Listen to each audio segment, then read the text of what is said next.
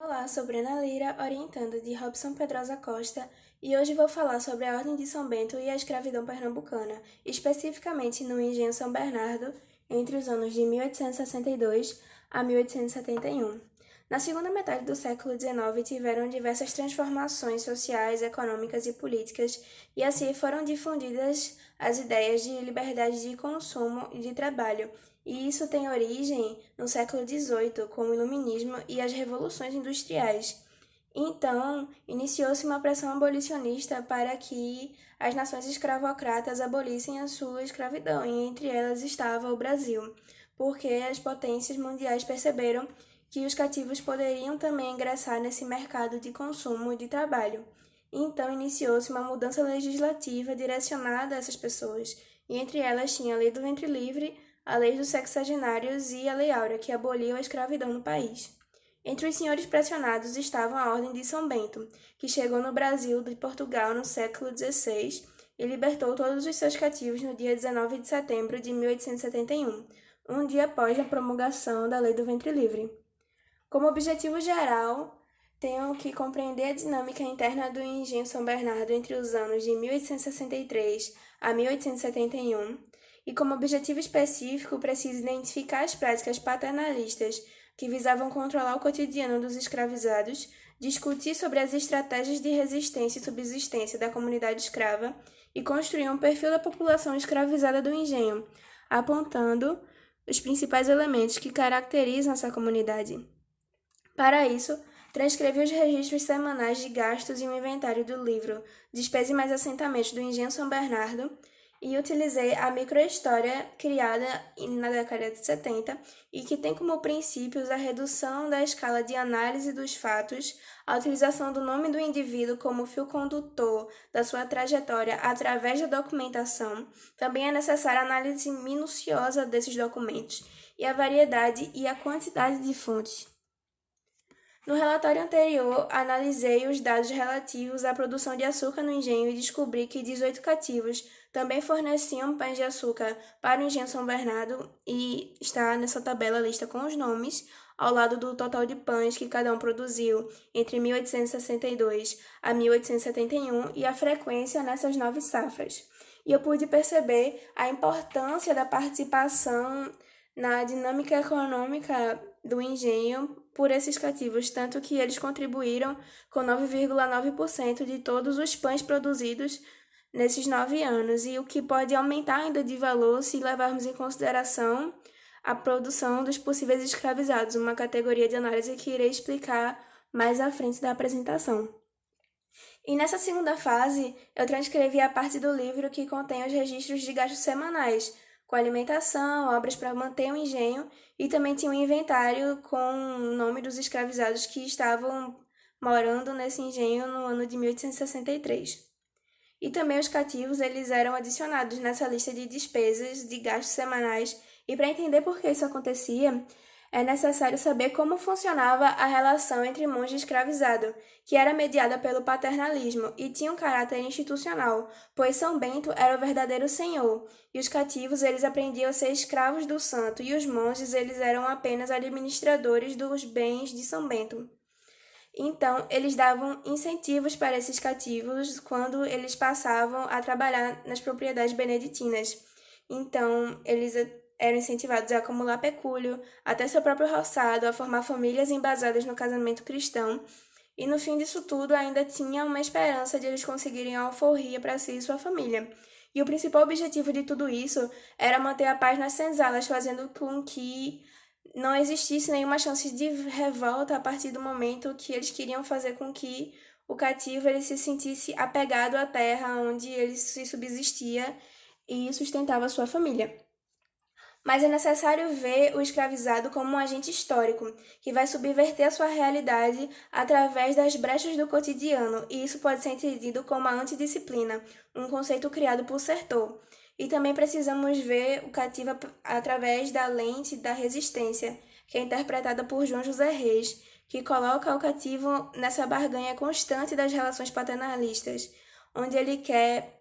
trazer essas brechas para se tornar direitos fixos. Esses incentivos dados pelos beneditinos, eles queriam que isso já não fosse só mais algo da relação, mas que se tornasse algo fixo. E um desses exemplos é Antônio Carneiro. Ele foi feitor em junho de 1863 e ele recebia ração semanalmente, que pode ser comida, enfim, não se tem ao certo certeza do que seria essa ração. Ele produziu 9 pães na safra de 1862 a 63 e a partir de 64 ele é identificado como lavrador, ou seja, ele foi alforriado, mas mesmo assim ele continua a produzir açúcar para o engenho entre os anos de 66 e 71, ou seja, mesmo após alforriado ele permaneceu na propriedade. E temos Feliciano também, que ele se tornou feitor após a saída de Antônio Carneiro e ele também recebia a ração, era um dos cativos mais frequentes nas safras no primeiro relatório. Então, é possível perceber que o feitor é uma das figuras mais importantes no engenho. E é importante ver como que isso poderia mudar a noção de liberdade de alguns cativos, porque na sociedade não havia nenhum interesse em absorver um ex-cativo, e na propriedade eles tinham, às vezes, mais bens do que um homem livre. Então, as possibilidades econômicas poderiam mudar a noção de liberdade desses escravizados.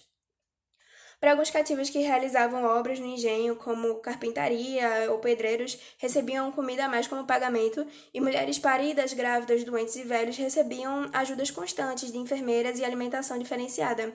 Isso pode ser relacionado também à postura caridosa de uma ordem religiosa e outros momentos que o fato dos beneditinos serem de uma ordem religiosa interferiu nessa realidade foram esses que tiveram o velório da mãe do feitor, Rosa, e o casamento de João de Deus e Alexandrina, o que mostra que teve toda essa doutrinação cristã nos cativos e que também eles próprios, os próprios monges, eles financiavam essas cerimônias. E também teve uma festa que foi organizada pelos próprios escravizados, que era para comemorar a chegada do abade. Isso também pode ser relacionado com uma passagem da regra de São Bento que diz que monges e abades devem ter uma relação fraternal. Isso também pode ter sido projetado na relação entre monge e escravizado. No inventário transcrito tinham 73 escravizados e tinham 14 famílias com uma média de 4 pessoas em cada uma. Apenas 14 cativos eram solteiros, a maioria jovens, porém alguns também eram mais velhos. E esse número expressivo de pessoas que tinham essa relação de parentesco mostra o quão importante foi essa relação afetiva, fraternal, ou de compadreamento, ou de apadrinhamento, pois isso ampliava a rede de aliados daquele cativo. Isso poderia trazer benefícios para si e para sua família. E todas as crianças, elas faziam parte de alguma família, e a alta taxa de natalidade era uma vantagem para os beneditinos, pois eles não precisavam recorrer ao tráfico, principalmente após a promulgação da lei de Eusébio de Queiroz, e que também eles não teriam que procurar algum escravizado que correspondessem às exigências deles de saber algum ofício e de se adaptar ao sistema deles. Então, desde cedo, a criança seria criada para ser uma escrava do santo. E os beneditinos, eles também classificavam seus cativos em relação à cor. Tinham 37 cabras, 25 crioulos e 11 mulatos nesse inventário. E isso